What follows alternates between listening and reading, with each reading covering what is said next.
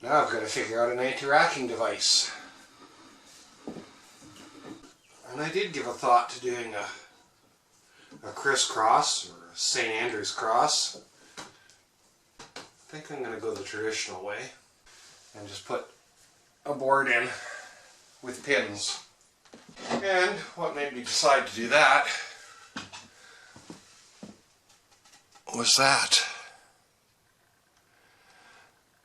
A detail probably most people will miss, but that's got some wicked grain on it.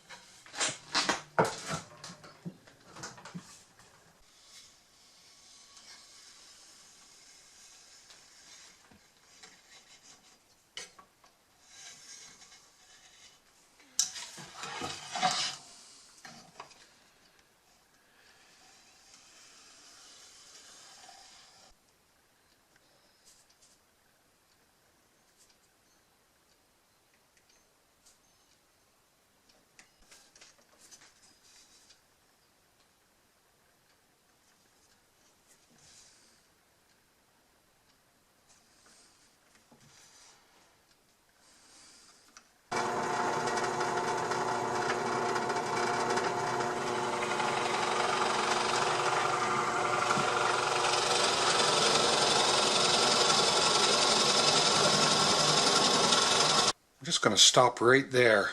I still got plenty of board left. I'm not sure if I got enough meat between those holes. So we're going to give it a test.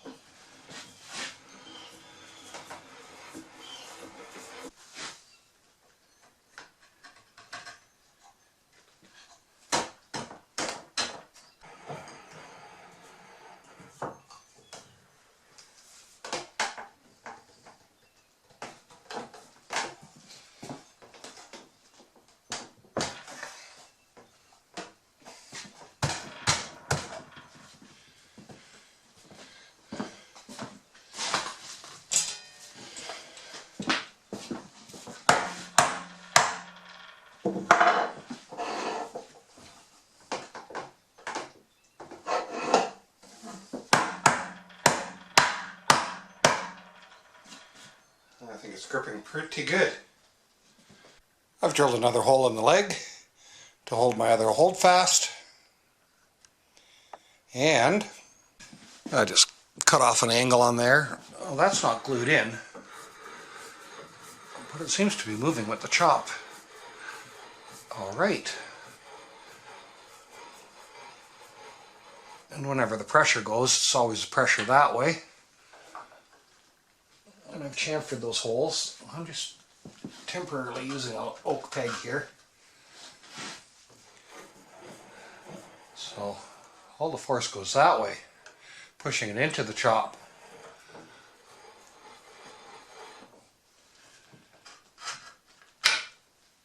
And I've just done a few holes.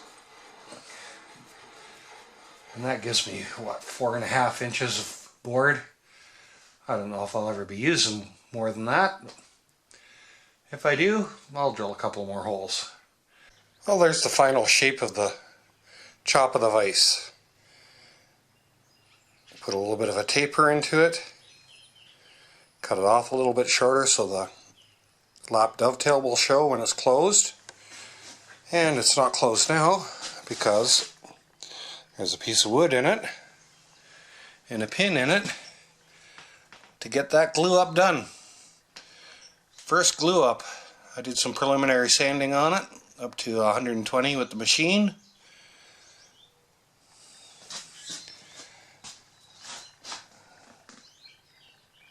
So we're at that point where gluing up is going to happen. So the glue is dry and the holes are chamfered. I think the vise is done. And with one finger, it works smooth.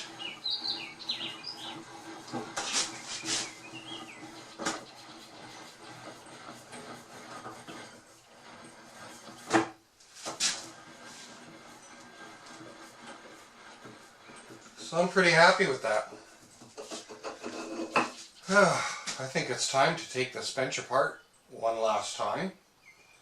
Do some preliminary sanding, chamfer some edges, and get it ready to glue up.